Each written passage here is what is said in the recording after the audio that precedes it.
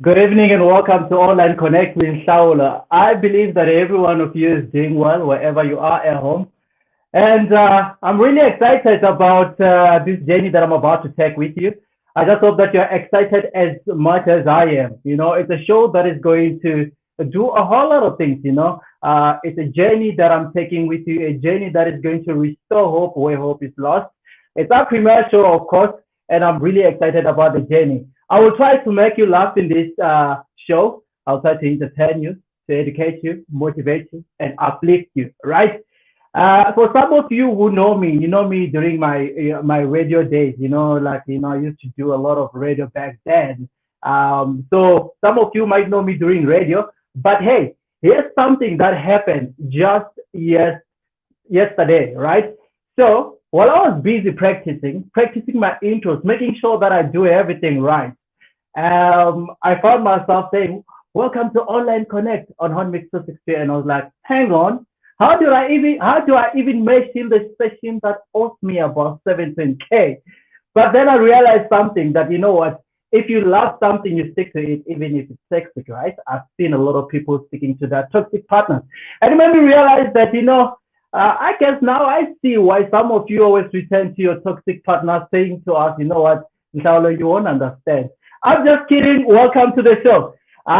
So tonight is our premiere show, like I mentioned earlier on, and we have Miss Inspire SA First Princess 2021. Her name is Faith Maringa. She's my home girl, and she's ready to get this show underway with me. And like you can see on your screen already, it's written Miss Inspire SA First Princess 2021 will join us shortly. But right now, it's time for me to get into something that I call Connect with Your News, right? Before we get into that heated conversation, it's time we do something like that. I just hope that you are ready for this.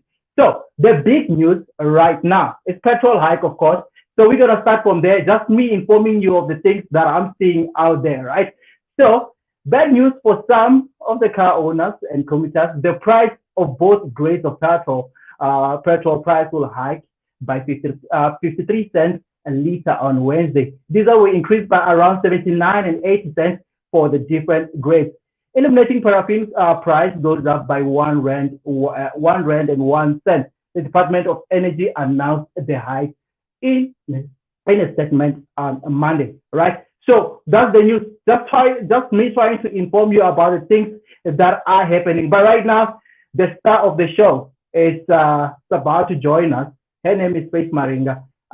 She's here with us already. She's excited as much as I am. Just hope that you're excited wherever you are. My name is Nhlawulo. We are streaming live on YouTube, Twitter, and Facebook. Nhlawulo B. Davis across all social media platforms.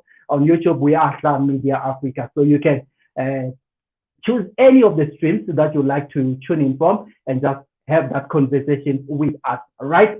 So let me welcome Faith onto the show. Good evening, Faith. Thank you so much. I'm really excited you are here. Good evening to you too, and to everyone who's listening. I am so excited too. I'm glad that you're excited. You know what?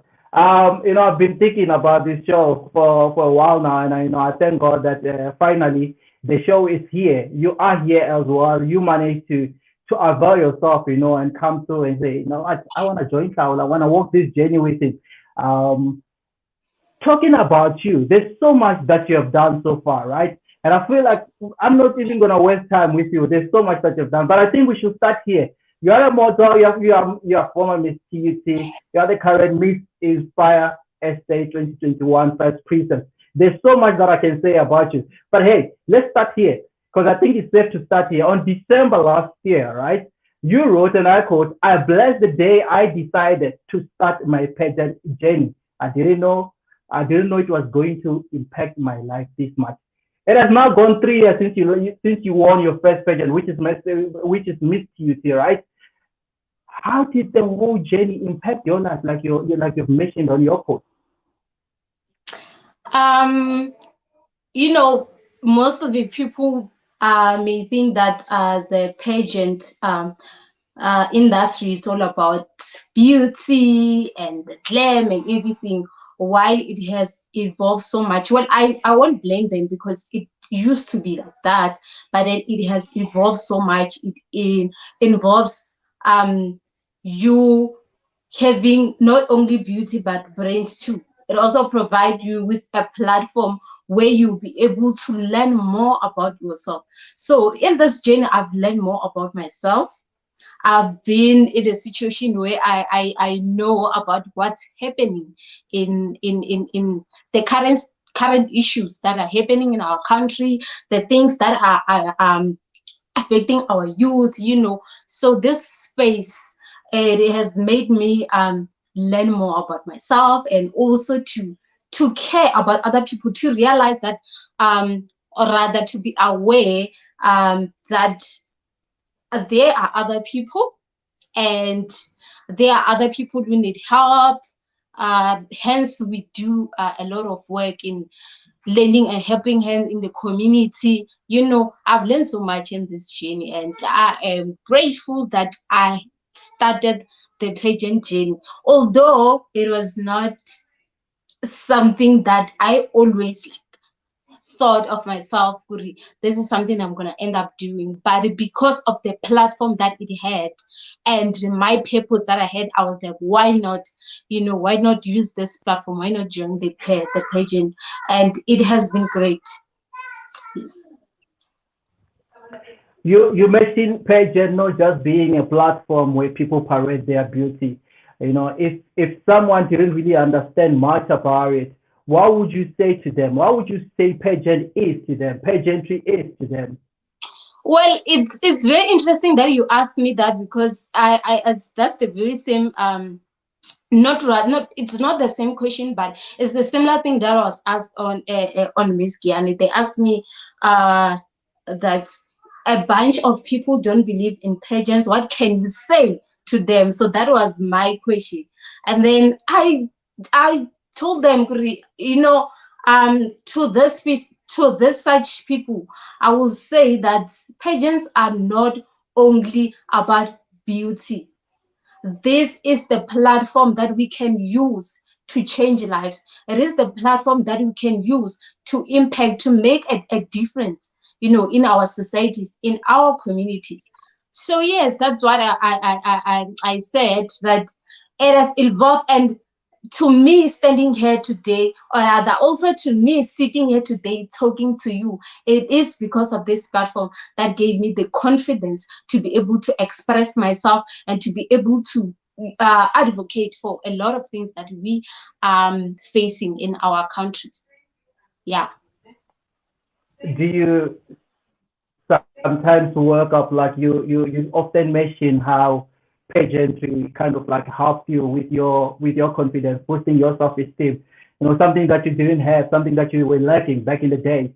But do Yes. you sometimes, now that you've started this journey and you like your self-esteem was kind of like boosted, do you sometimes wake up and say, oh, today I just don't feel it, man, I'm not confident enough?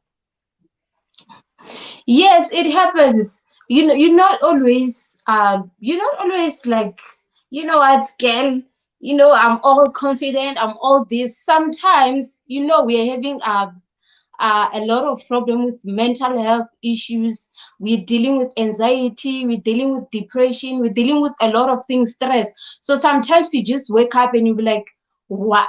I don't I don't feel like it. Sometimes personally, sometimes I woke up and like, why am I even doing this? Why do I even have to care about people? Sometimes when you talk to a certain type of young people, they don't take you serious, or that they ignore you or anything like that. You feel like, why am I even do this? Like, you don't have the confidence to do it anymore. But then I remember that, you know what, it is God that started this good work in me, and He's gonna give me strength. He's gonna, make sure that I get that confidence back, or I wake up and say, mm-mm, mm-mm, mm-mm, bad energy, bad negativity. No, not today. So yeah. No, that's amazing. Let's talk about some of the things that pageantry has opened for you, right? Let's talk about the likes of advocacy. Like I've seen, like you've been doing a whole lot of things at home. I've seen you doing advocacy, and you're starting with with this early childhood development. Where you talk to kids about beauty with standards as well, trying to let them know that what, being light skinned doesn't mean that the person who is brown or dark skinned is not beautiful enough. Like what got you involved in that? Like what happened? What incident occurred to lead you into something like that, to start early childhood development back at home? I feel like growing up at home, it was always like that. Growing up at home, you have like this mentality, which still exists, that if you are a dark skinned person, you are not beautiful. The only people that are beautiful are light skinned people. So I was at home and I had these kids, they were like talking G, and then the other kid was like, no, the only beautiful people are light skinned people. And I was like, no, this can't go on. Back in the days, we didn't say anything about it because people with dark skin were not obvious. We were brainwashed to think that someone who has a dark skin tone is not beautiful. So I was like, okay, this is a chance for me to educate these children so that they can grow up knowing that, you know what, we are all beautiful. Regardless of our different skin types, we are all beautiful. At the end of the day, it's all about your heart. It's all about how you behave, or rather how you interact with people. Are you a good person? So I saw a gap that I needed to fill in. So hence I like, okay, this is the chance for me to sit them down and then tell them, "Guri, you cannot do that." Hence, I am saying it's very important. This pageant industry gave me that confidence and that platform to say I have the confidence in the confidence to stand up in front of these kids and tell them that this is the way that they should go. So yes, I and it was very fulfilling, to tell you. That's It was very that fulfilling. that's really amazing. There's also certain things that you normally teach the kids, right? I've been watching you doing it. I'm gonna put up something on the screen for the viewers and for you, of course. And then you're gonna tell me what this moment means to you. Why did you involve the kids in something like this? And I know that you'll notice it. Like, let's look at this picture for a moment. National Prayer Day, for the return of Amahle. Let's talk about it. Like, why did you involve the kids? And then, like, do they understand, the purpose behind this National Prayer Day? I remember when I wanted to do I remember the day I wanted to do it. I thought about it. I didn't know how they were gonna take it, so I was nervous at the same time. Like, so I just called them and then I set them down. I told them that there is this child that has been missing for like 2 years and few months. She was playing with other kids on the street, and then a stranger came in, and the stranger, according to the kids that um she was playing with, they said that the person was asking for direction, and the little girl, Amase, being a good person with a good heart, she helped the person, So I said them that I told them that today it's a national prayer for Amase. I want you guys to pray for her. I even show I even showed them the picture, her picture, and they was like, "Yo, she is beautiful and stuff." And I'm like, "Yes, she is beautiful like you guys, and she is young. And what happened to her can happen to anyone. So hence, I feel like it's very important that we come together and then we pray for her. And yeah, we did that. I didn't know that how they were gonna take it, but they took it very well. They were so excited, and then we prayed for her, and then I also made sure that I teach them a few things about how to handle a situation where they have to deal with a stranger, or the stranger has to call them to ask for help or direction or anything like that. And it was one of the things that I can say that I am proud of. Mhm. I am proud that I was able to do that. I was able to get them together so that we can pray for someone that we don't even know, all of us. So yeah. Yes. You often talk about, gender-based violence, justice system, rape. You were once a victim of gender-based violence, and I tend to be corrected. It's something that I saw when I was like, checking some of the things that you normally talk about. Where someone, beat you because you weren't ready, to get involved into what we call sexual activities. Still not ready. I'm going to make sure that I mention that. It's important that I mention that. And the guy hasn't apologized to date. Have you forgiven him for your sake? And how do you view men now since that incident? I I I have forgiven. I have found a place in my heart to forgive. I remember I was tasked on the Miss Inspire to do a Wednesday wellness video, and then I talked about the importance of forgiving. I said that it's very important that we forgive those that hurt us. We are not saying that we accept what they did or what they did to us is good, but we are saying that we are choosing to move on with our lives. We are choosing not to stay bitter, and yes, we are choosing peace. So I have forgiven the person. I have forgiven the person, and yeah, I am at peace because I believe that everything happened for a reason. Mhm. Everything happened for a reason in life, and I have learned from it. And yes, so in terms of how I view men, I still have that thing of not trusting at the end of the day. It affected me so much that I still have that thing of I don't trust men. I don't trust Mhm. men. I am working on it. I'm working on it, but yeah, I still don't trust men because of that experience. Yeah. Let's look at, like, continue talking about gender-based violence, because it's something that you normally you stand against the rape justice system, and all sorts of other things. When I read all the time, like I look at these things, and then, when I look at the stats that were released last year by the Minister of Police, Mr. Becky Kelly.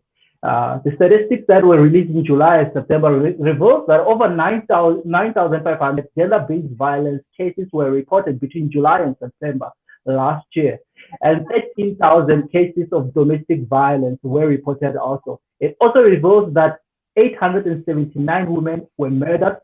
Sexual offense cases increased by 4.7%, making it 9,556 rapes between these periods. This is alarming, isn't it?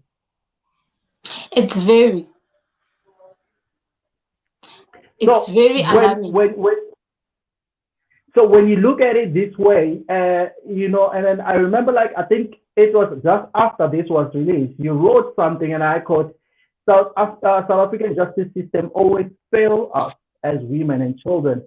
How is the justice system failing women and children, and what can be done to address it? Um, I feel like we it is not something. Okay, when you talk about gender gender-based violence, we talk about a lot of things. It involves a lot of things. It can involve domestic violence. It can involve femicide. It can involve abuse, children abuse. It can involve abuse against the LGBTQ community, or if I'm I'm pronouncing it right. It involves a lot of things, but I think like the most part of gender-based violence that is not addressed or taken seriously is the femicide and domestic violence. Domestic violence involves a violence of between people who are in a relationship, while a femicide it includes like women being killed at the hands of their partners. So I don't think, because if you're gonna look at, first of all, if you're gonna look at social media and how people are reporting, I have seen a lot of people going live on Facebook saying that they went to the police station and then they were told that, what were you wearing when you were raped? Like, could those questions like that, or like it's something that I can say that it's not they are not taken seriously. And also our minister of police and everyone else, they are not addressing this issue enough. The only thing that we're gonna hear is when something horrible or something out of the ordinary has happened, like the case of Uyinene who was killed in a post office, something that doesn't happen every day, right? The girl that was, I don't recall her name, but the girl that was killed by her boyfriend and he chopped their body parts and put it in the suitcase. It's something that doesn't happen every day, although we know that women are being killed every day, but those are the cases that, or the men in a way that these women were murdered and are out of ordinary, something that we don't see every day. So we only hear them talking about it when something like that has happened, and then they all go quiet. If there is something that, or if there is someone that is doing something about it, it's an organization, a private organization or independent organization that comes together and go to the street and march against these things. You know, I don't see the SPs, SAPs doing something or having like a drive or something that has to do with protecting women or something like that. So I feel like we also need in our parliament or in our police service, we need people, or rather young people, who are gonna be in those positions, who are gonna be able to advocate for such things, you know, be able to advocate for such things and put those things on the forefront so that we'll be able to those issues, or rather raise those issues on the parliament, so that we'll be able to reduce gender-based violence all in together. Yeah. One last question regarding gender-based violence, rape cases, and all that. You know, so often we've seen people, you know, reporting. I won't call it reporting. I think kind of like talking about their experiences on social media before going to the police station and reporting the case. Do you think that's the right way to go about it, or what should be done? How should people report their case? Should they start by reporting the case, then come back talk about it while the police are busy with the investigation to call out their perpetrators? I feel like people react in different ways. Like, I can't even go in the shoes of someone who has been raped or someone has been harassed and how they choose to deal with it. Because we're gonna look at the police and how they are treating these people when they get there. So someone can say that, you know what, going to the police station won't help me anyway. I'd rather go to social media and tell people that this is what's happening, you know. While on the other hand, it's also very important that we go to the police station, open a case so that we know that there is a formal case that has been opened, so that, you know, the investigation can go on. So I can say, personally, I feel like even though we have people treated somehow at the police station, most especially when you are raped gonna be asked, where were you? Why were you drinking? Why were you wearing revealing clothes? Why? All these things. So I feel like even though you know that you're gonna be treated somehow, at least open a case first. Open a case first, and then let it be something that you can say, I have done this, I have put this in the hands of the law. Now, if they fail me, then that's when I'm going to go to social media and say, you see, they have failed me. I have opened a case. This is how they've treated me. And that's it. I feel like, okay, I don't want to be in a position where I tell people what to do, especially when they've been traumatized, where they're suffering from trauma. But according to me, I feel like at least get someone. If you are too traumatized, get someone that's gonna help you. Go to the police station, open a formal case so that the whole thing can be investigated. Like leave it to the law. Okay. Now let's talk about this. We're talking about purity right now. It's something that you always talk about. I know that for a fact. You are 26, turning 27, so pure as the Bible would say it. How did you do it? That is a very interesting story. It's very interesting. It's very interesting, and it's very interesting. So I was, when I started, when I got my period, the first time I got my period, I was in grade 9. I was in grade 9, and I remember in the morning I was going to school in the morning, and then I went to the toilet, and then I like, okay, I went back and told my mom, okay, this is what I'm seeing. And then I knew, obviously, because I was taught in grade 7 or something. So I knew that it's something that was going to happen, but I was convinced that it's not going to happen to me because my friend told me that if the end of grade 8, I haven't got my period, it means that it's not going to come, I'm not going to give birth. And so I was convinced. And that day when, I don't know why I believed her, but we were still young. So the morning when I got my period, I was so excited. I was like, okay, it means that I'll be able to have my own kids.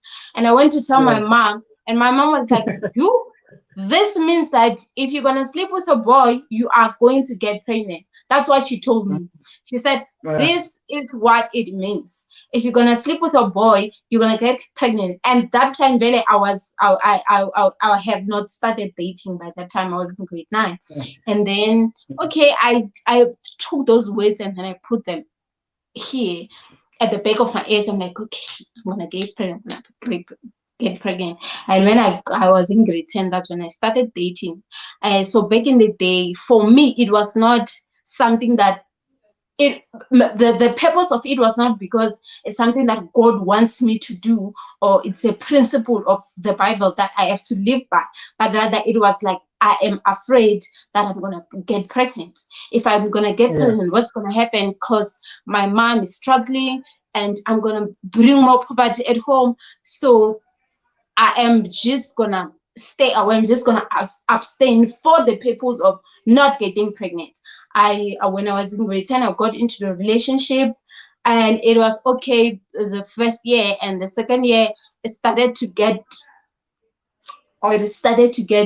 ugly because you guys, hey, when you have started, when you have started something, when you are sexual active, it's like you not understand a person who is not, and you not understand a person who's saying, I am not ready, so that's how the whole abuse thing started. The guy started beating me for saying I'm gonna tomorrow. I was not firm, to tell you the truth. I was not firm. It was not something I'm gonna say, no, I'm gonna do it. It was something I'm gonna say tomorrow. That's how the whole abuse story started, and that was it. But then now, it is not because of the fear of getting pregnant. It is not. Now it is. I got to understand why. I thank God. I thank God every day for keeping me. I thank God every day because there are lots of moments where something could have happened, something bad could have happened, but then God protected me. all this way until here today. It's not about I am scared of getting pregnant. No, it is about this is what God wants me to do. It is not, Okay. this is what I say. It is not because I want men to view me in a way that, oh, she's a good person, she's she has this. No, it's not about anyone viewing me to be anything. It's between me and God. I'm not doing it for anyone. I'm not doing it to please anyone, to or rather for someone to say, okay, this is a wife material. Anyone can be wife material, sexual active or not, but it is Yeah. between me and God, and it's something that I sat down and studied it and understand it. God, I talk to God face to face, or rather, face to face, and then I understood the importance of it. I understood the benefits of it, and yeah, today it is not about I am afraid to get pregnant. That was a that was a faith that was still vulnerable and all Yeah. that. But then today I'm a grown woman. I put my foot down. I don't even play. I put my foot down. I am telling you that this is what I am not willing to do. I'm not going to do this. So it's either we are in this together, or we are not, and that's it. Okay. So yeah, And and let, let's talk about this quickly. I know yes. that story because there's so much that you're gonna say. I know, and we're running out of time, but we're going to finish it up. Were there times where you felt like, maybe I should just do this? Maybe I should just give it up. I don't care. Like, I don't care what happens. I'll just try to be safe. Were there times like that? Why just say failure? Like, were there times like that?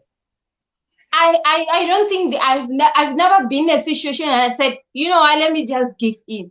I was scared. I am still scared. I was scared. Do you understand? I was scared, Yeah. scared to the point that I'm saying no, like from the bottom of my heart, I am scared. I Yeah. don't wanna. I have never been. Okay, I've been in a position where I felt like, okay, this person maybe this person is doing this because I'm not giving him this. But then Hmm. being in a situation where I say, let me just give in, let me just be careful. No, I was never been in that. I've never been in that situation. I say, but I've been in a situation where I was worried that am I even gonna get a boyfriend that's gonna understand me at the end of the day? Because I feel Yeah. like everyone is just they just want what they want. Do you understand? Okay. They just want what they want. Yeah. I had those, like I was stressed about it for a very long time, but will I even get someone that's gonna understand me? Should I even but I've never been in a situation I said, what, I'll be careful. No, I am scared. Okay. I am scared even today. I don't wanna lie. Okay. So how many guys have broken up with you because you said no until you marry me, it's not going to happen? Three guys that I've dated. Three. Okay. I've dated three Okay. guys. Three of them, they couldn't understand They, me, and they couldn't handle and it. I don't blame them. I don't blame them. Yeah, a quick one right now. This question.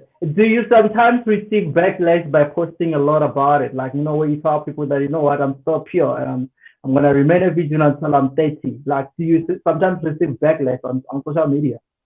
Yeah, I do. Sometimes people gonna sometimes people post indirectly that you can see, okay, this is directed to me, although my name is not there. Sometimes, but I've never had someone coming to me straight and telling me you can't say that, you shouldn't be saying that, you shouldn't be talking about that. No, but I know that I have people that do something. Sometimes you can feel it. Good, this is me. Someone is trying to send me a message here, even though it's not Yeah. directed to me. But I've never had someone coming to me straight and saying, "Yeah, you are lying, or you shouldn't be doing that. You shouldn't be saying something like that." But I had rather someone who's old enough to sit down with me, or not to sit down with me, but to send me a message and of encouragement, of saying, since you have like talked about such stuff. There are people that are gonna do this. There are people that are gonna. It was sort of encouragement that I pray that you God protect you, because revealing something like that, a lot of people can plan a lot of bad things. So I am praying and also encouraging you to, to always protect yourself, always pray to God that He protects you. So it was something like that, but I've never received a bad thing, like directly, the bad, like comment directly. Okay, another quick one. Let's answer this as quickly as you can. To the young ones, the ones that you are grooming already, what do you tell them about staying pure when peer pressure is involved? You know, for it's very, very difficult to deal with teenagers. It's very difficult to deal with them. Hence, I spend a lot of my time with kids. It's very easy to shape kids in a way that they should go than teenagers, because they already exposed to a lot of things, a lot of the things that I am not exposed to. So it's very difficult to deal with them. But I always tell them that, you may think that you're on the top of the world, you're the most beautiful girl, or rather that's what they tell you. But at the end of the day, you guys are still young. They are not even sure what they're talking about, and you you are out there trying to fulfill their needs. And at the end of the day, it's their choice, whatever I say, it's their choice. But I always tell them that it's very important to say no. It is not every time that you have to say yes, yes, yes. It's very important to say no, and it's very possible to have fun without including sexual activities. It's very important. But I know that it's very difficult to talk to such people. It's very difficult, very, very difficult. But I always make sure that I encourage them to say no. As as Okay, as much, yeah. you wanted to say something. You can say it. No, yeah, I want to say that it's very important to say no, most especially if you are doing something that you don't want to do, but you're doing it under pressure, that your friends are doing it or everyone is doing it. So yeah. Okay, that's amazing. Now to this now, we're doing something I like to call social media test. All right. This is the last two things we're gonna do, and in this, I'm going to ask you questions, and you're just going to finish your own post. So it's something that you've posted before. I just want you to see if you remember. So the first one is, with this, like I told you, I'm trying to test if you remember some of the social media posts. You wrote a man's worst fear is rejection, and a woman's fear is Being raped. what? There's more. It, it was fear of men is being rejected, and a woman's fear is being raped and what, and kidnapped and raped. Okay, you got that one right. If you have a wife or girlfriend, don't inbox me because I will. I will screenshot and post. Okay, last one on the social media test. Indoors that must stay away from. Yeah, what? Indoors that must. It doesn't stay away from me. Last one. This one I call it wishes and lessons, right? This is the last one we are doing. Before we Okay. wrap up the show, we've already gone overboard. So, first one is a wish. I wish my mom taught me how to blank. You're gonna answer that one. I wish my mom told me how to. Hmm. I wish my mom taught me how to. You're gonna finish it up. No, I'm finished. Oh, I'm finishing it up. Yes. Sorry. Wish my mom told me how to be. how to be how to work hard. Have to work hard. Okay. Number two, South African justice system has robbed us of our Has dropped out. What? Can you repeat again? South African justice system has robbed us of our Has robbed us of our justice. Our I didn't hear you word. You think South African justice system has robbed us of our freedom. And the thing I regret doing is that's a nice laugh there. The thing I regret doing. I regret. What do I regret? I regret giving my heart to people who don't deserve it. Okay. Number 4. I was once found guilty of. Guilty of lying. I wish we had time. We're gonna get to that. I wanted to know what you were lying about. Okay. Oh. And number 5. I wish I knew how to. I wish I knew how to fly. Wish you knew how to fly. Where did you want to fly? And number 6. One thing I learned while doing pageants is to always be aware of other people's existence. Good one. I wish I married a man who lives in. A man who lives in USA.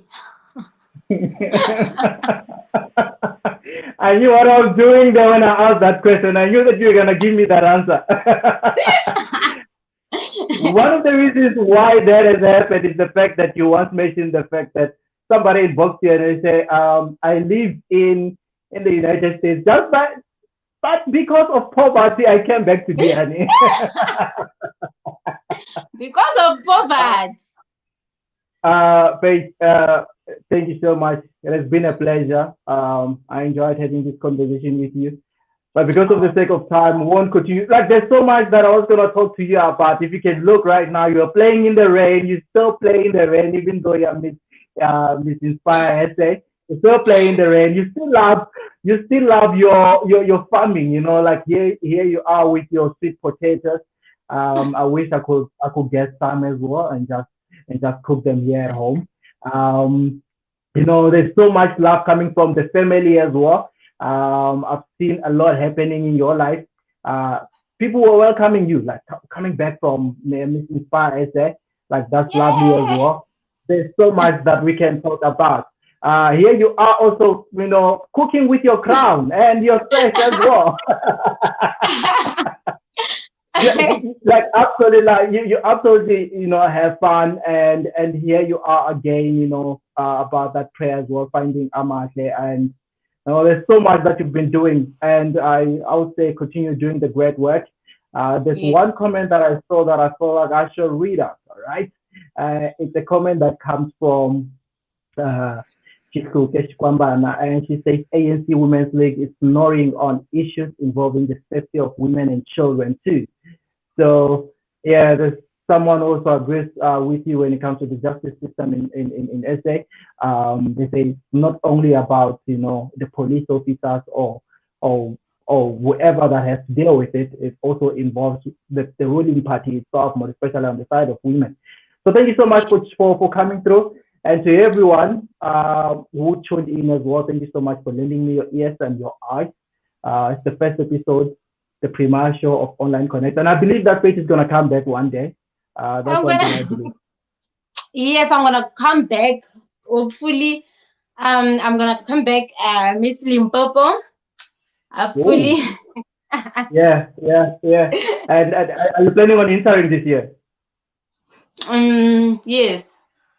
Okay, no, that's lovely.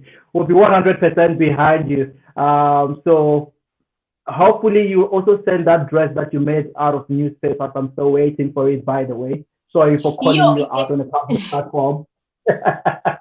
Yes, I'm gonna send it.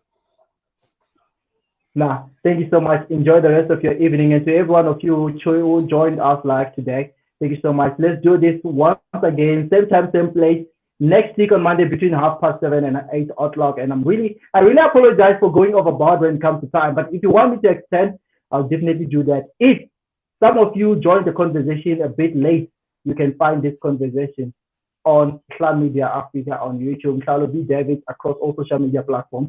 That's where you're going to find this conversation between me and Miss Inspire SA First Princess 2021. Her name is Faith Maringa. She hails from Guyana, of course, and she's been doing some wonderful things. You should check her out on Facebook. She is Maringa Faith, and also on Instagram. Check her out, and you'll see some of the things. Oh, and also on TikTok, there's a very busy TikTok, so you should check her out there. Thank you so much, Faith. Enjoy the rest of your evening as well.